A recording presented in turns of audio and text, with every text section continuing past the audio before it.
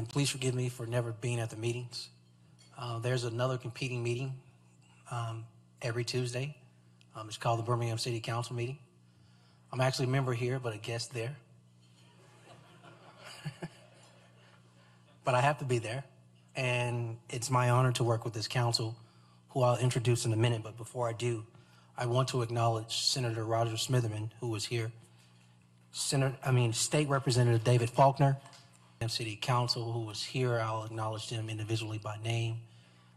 In order, even if they're not here, I want to recognize them. That's Clinton Woods, who leads District 1. Please stand when I call your name.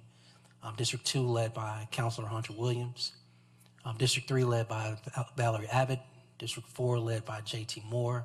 District 5, led by Dr. Darrell O'Quinn. District 6, led by Crystal Smitherman. And District 7, led by Pro Tem Wardine Alexander, as well as District 8, Carol Clark, and District 9, Latonya Tate. Ladies and gentlemen, Kiwanians, the work we do at City Hall, it cannot be done without them. I feel extremely lucky as a mayor to have a legislative body, not individuals who collectively work as a team in the foxhole with me, the 10 of us doing the work every day. So anything I'm about to say and everything I'm going to say, I take no individual credit.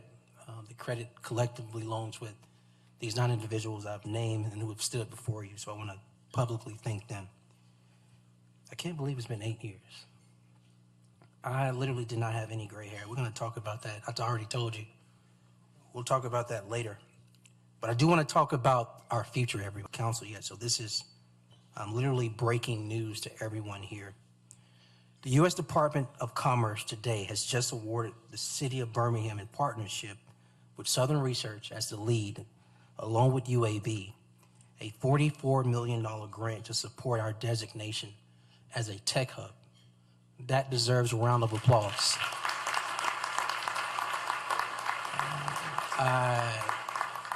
Getting beyond the dollars, which, make no mistake, those are game-changing dollars, to you the importance of that.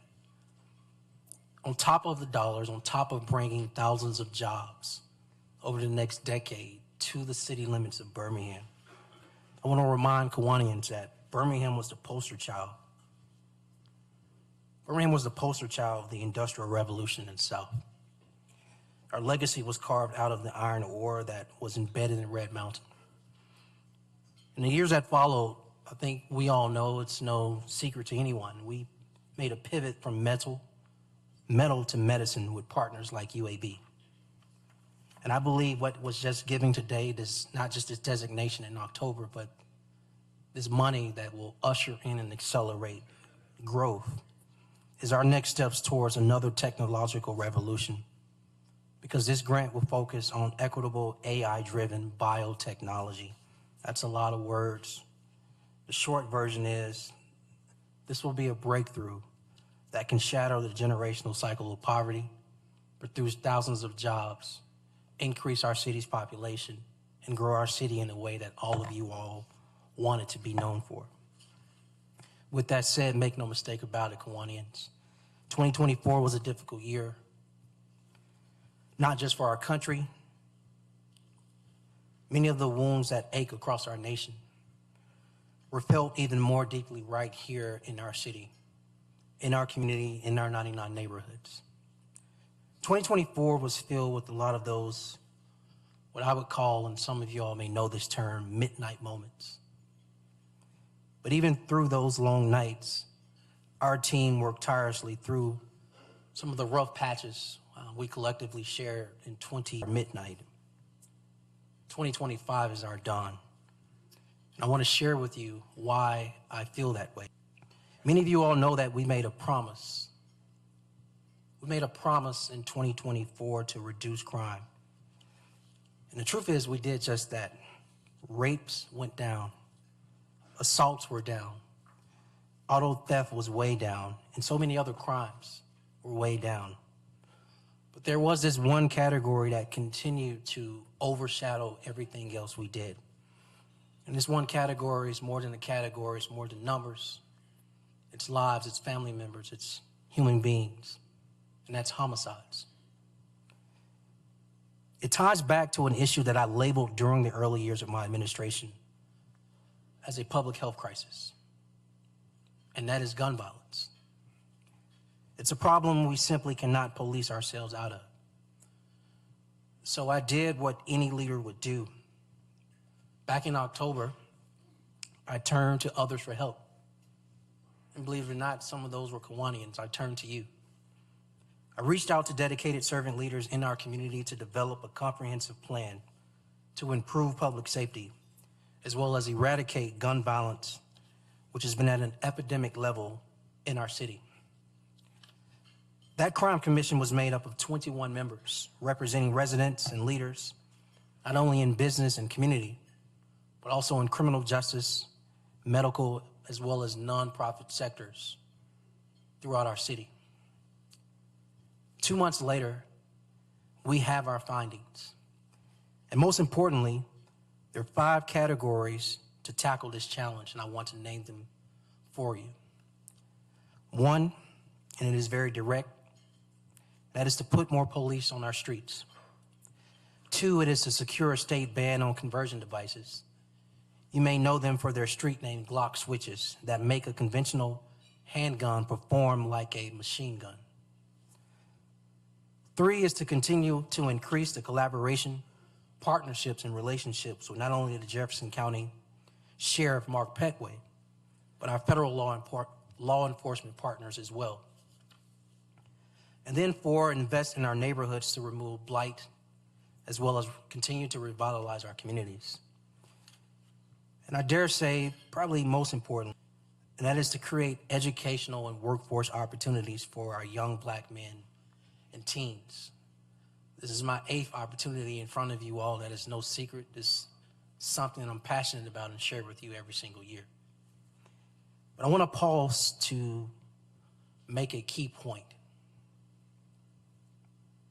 Concentrated poverty, plus unemployment, plus our young boys not attending school, plus the staffing issues police departments nationwide are struggling with, on top of a culture of retaliation, led to the perfect storm that we had in 2024 around gun violence and the increase in homicides. That's caused tremendous generational hurt.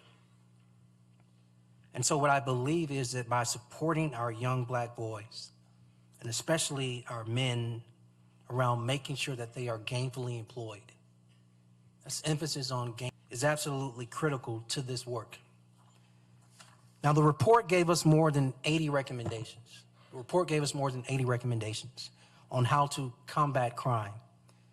And so the 4 that we lean in on in the immediate, this is not long-term, this is not far out, this is in the immediate action right now. One is focused deterrence, and that is the ability to have a strategy of identifying high-risk individuals and groups through a combination of enforcement, accountability, as well as social support. 2 is community violence intervention. Internally, that is led by a team member by the name of Uche Bean. She had counsel, and that is LaTanya Tate. But this means the expansion of street outreach and hospital-based violence intervention to disrupt cycles of violence and retaliation in the city of Birmingham. 3 is the continued and ongoing analysis of violent incidents to not only identify patterns, but to prevent retaliation, as well as guide future interventions. And the 4th point is also extremely critical, and that is to focus on hotspots where violence is concentrated. This goes well beyond policing. It includes what I mentioned earlier, the increased blight removal and neighborhood revitalization. But the last point is important, and I want to share why. Policing, as vital as it is,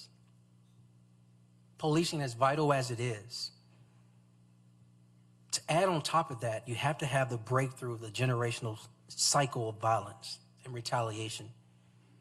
In order to do that, we have to restore hope to underserved neighborhoods throughout our city.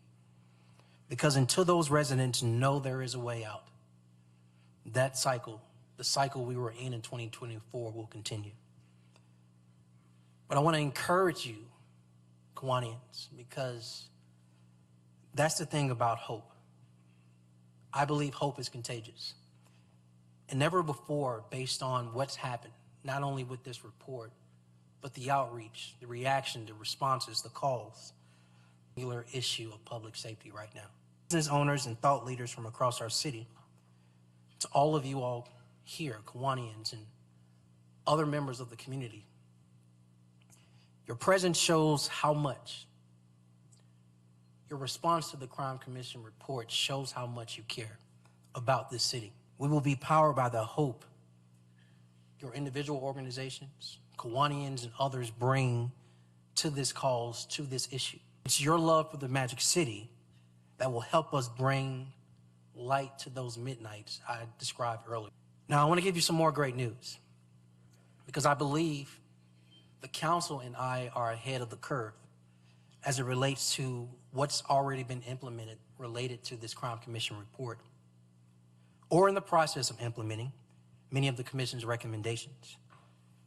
Let's start with police recruitment. Police recruitment has grown to its largest since 2020 and will now be further aided, again, thanks to this council and their vote and their approval and their support, by a $16 million recruitment and retention plan. That includes a $10,000 bonus for new recruits, as well as we have a quarterly retention bonus for officers with the department who've served for 2 or more years, receiving their first $2,500 bonus last month right before Christmas. I think it's also important to note the things around technology. We're growing our real-time crime center with the aid of federal grants that also include a $4.2 million appropriation from Senator Katie Britt last year in 2024. That investment will be an add-on to the more than 2,100 cameras our police department already has access to. I think as we talk about how technology offsets and or enhances policing in our community, this is an extremely important point. But the others are tangible and real for our young people. One being conflict resolution, which is now offered to students in nearly every Birmingham city school through the Common Ground curriculum funded by the city and implemented by our municipal court, led by one of your fellow Kiwanians, Judge Andre Sparks, who I see seated here. And then we have the city's Restore program for our teenagers who are most at risk in the juvenile justice system, 23 from the Department of Justice. But there are other receipts that you should be familiar with because as I understand it, I gotta arm the folk in this room with enough knowledge to go out here and spread what we're doing to address these issues.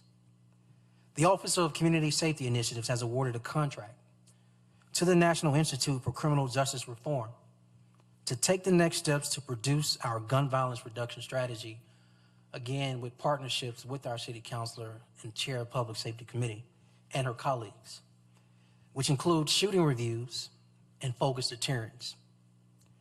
And I think it's important because I've already acknowledged this young man, Dr.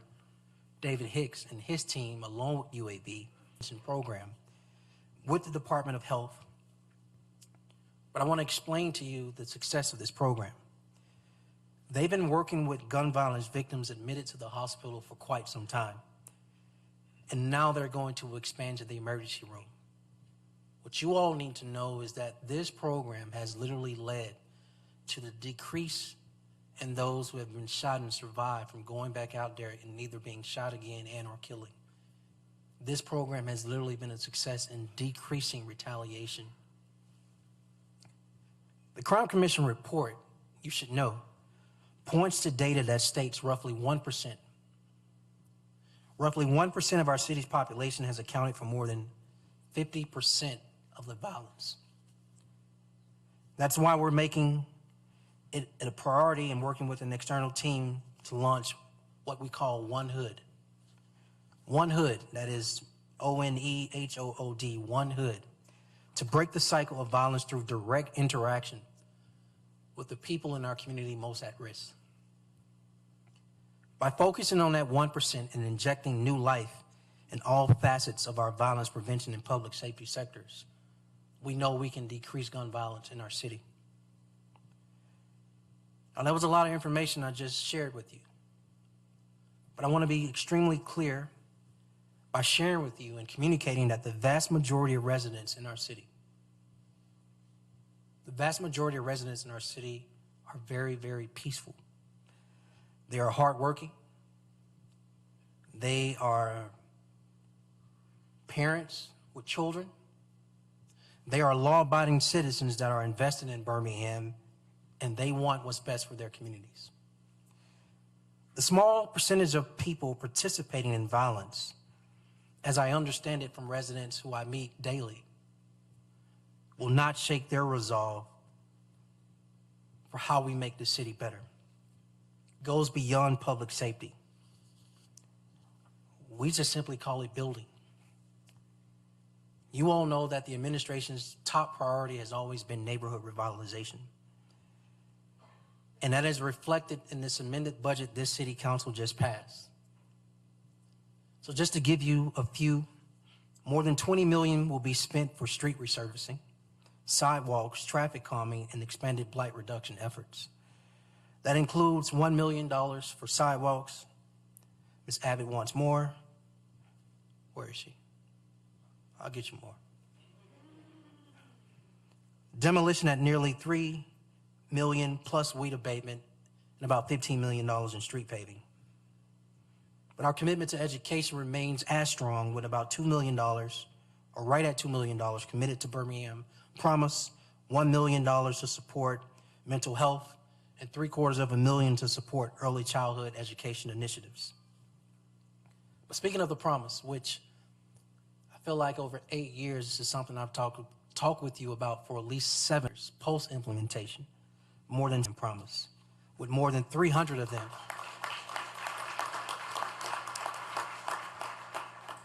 With more than 300 of them also having paid internships in their final year of high school, being exposed to their dreams and their passions.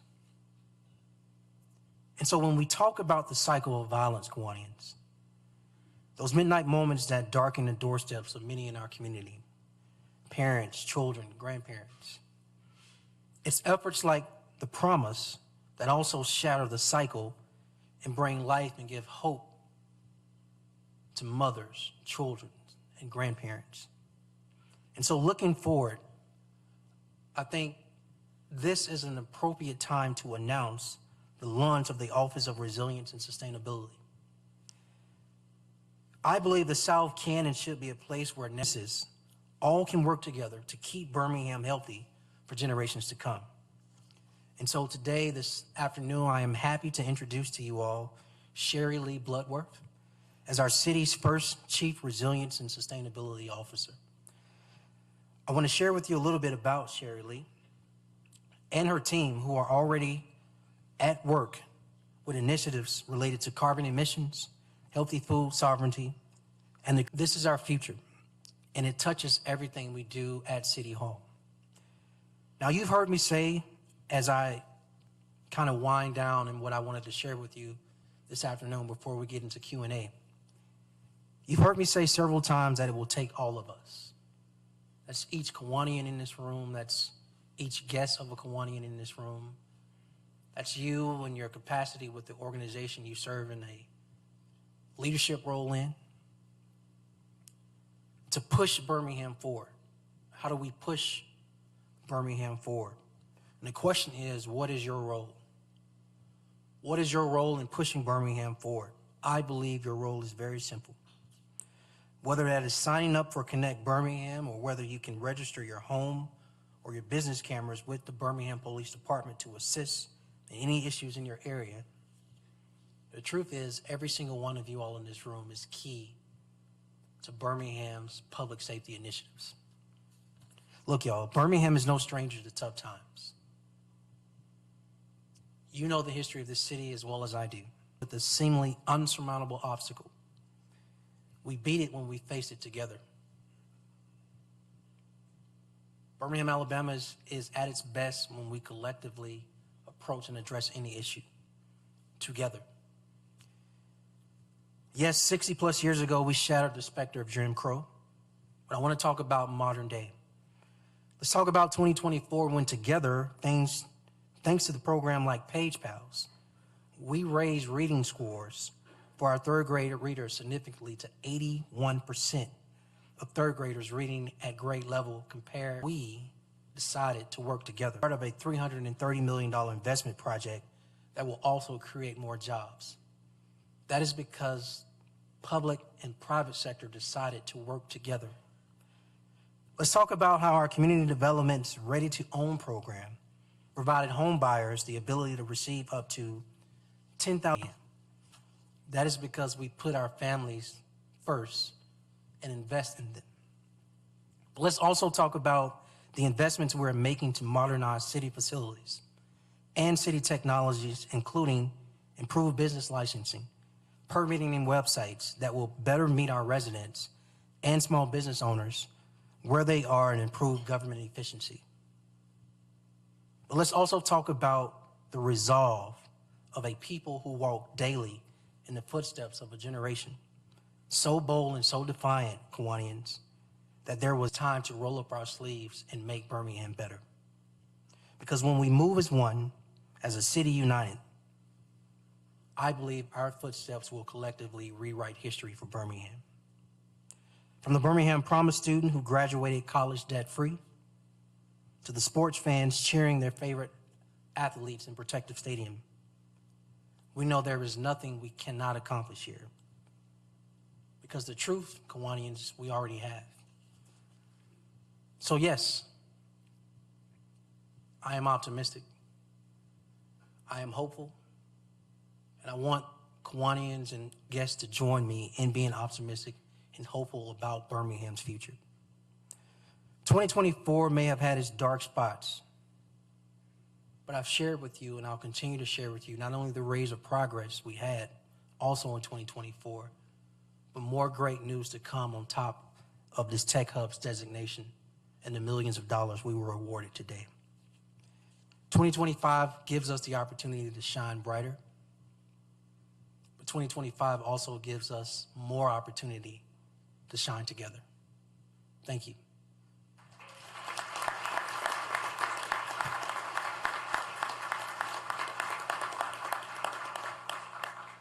Mr. President, how much time we have? About 12 minutes. Mr. President says we have 12 minutes. Who's first? And he made a rule, no media questions. I heard him. Rule's been made. That was just for you. Who? Yes, sir.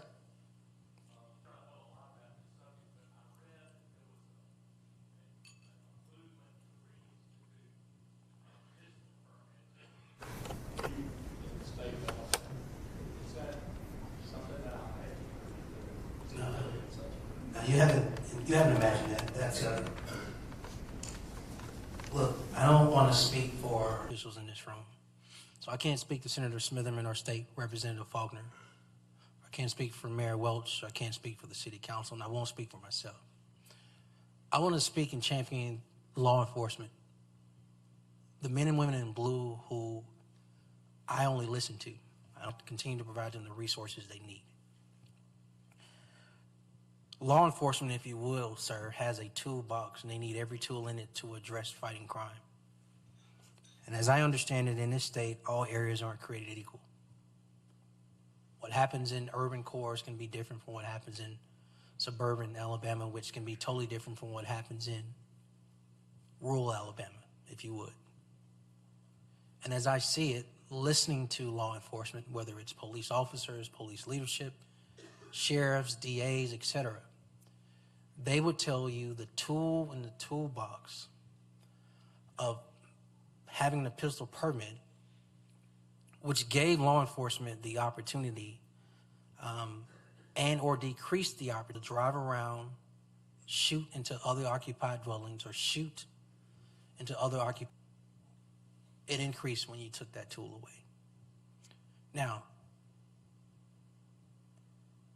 I don't second guess our legislators because the council now, we have to work with them. What I believe, though, is maybe a constitutional amendment should be offered up in the form of a vote. The legislators not the legislators, not the mayor, not the city council, but give it to the voters of the city of Birmingham. If they believe a pistol permit is needed within the city limits, let the voters say yes or no. Those are my thoughts.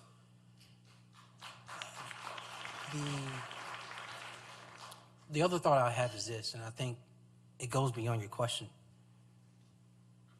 But the plainest way I can say it, sir, is that I want gun violence as the opioid crisis. The opioid crisis has affected urban, suburban, and rural Alabama at a rate that's crazy. And we see immediate laws that have been passed to address those issues. Gun violence is higher in Birmingham versus other areas of the state. But I think that means additional tools are required or exceptions to the rules are required, at a minimum for a window. Maybe a pistol permit is not needed in perpetuity, but maybe that tool back in the toolbox for a short window gives us more of an opportunity to decrease shootings in our city limits. Just a thought. Who's next? Professor? Mayor, I have two items. First is, you said that 1% of our city is vulnerable, something to that effect. The other thing is that there's always a 12 or 15 people we know cause much of the crime. Is that true for us? So those are two good points. Your first point, I think the statement was 1% of people were responsible for about 50% of the crime, particularly the gun violence that occurred in Birmingham in 2024. That's like 20,000. Yeah, well, 2,000. There is a city and a county jail in our county, particularly our county jail, that is maxed out. There are a handful of people that we have to identify in 2020. We started this work in 2024. We have to identify them and literally present. I believe the carrot is gainful employment, empowerment, whatever resources are needed. And I think through a crime prevention strategy, not only identifying who these young people are, whether they are teen boys or grown men between the ages of 18 and 30, we have to engage them differently. Drive around, shooting into homes, shooting into occupied other vehicles. We have to investigate. We have to arrest them. We have to indict and charge them. And we have to have a judge and a jury hold them accountable for their actions of hurting people. And I think we have to continue to present both at a higher level, if you will, and we have to move with a sense of urgency. Part of this is policing, where it has to be proactive.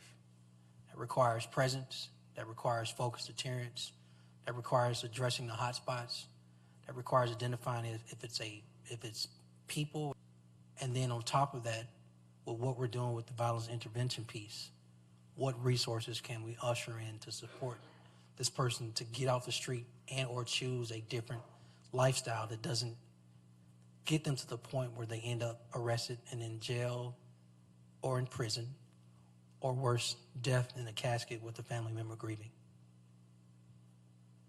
I hope I answered your 2 points. Yeah, I know what 2,000. It's all good. I'm with you. Who's next? Yes, sir.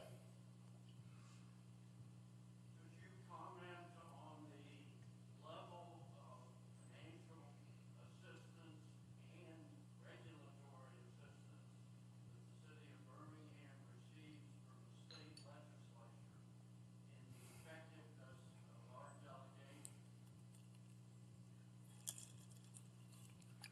He would ask that question, wouldn't he? Senator and Representative Faulkner, I'm just playing. Look, I will say this, the effectiveness, the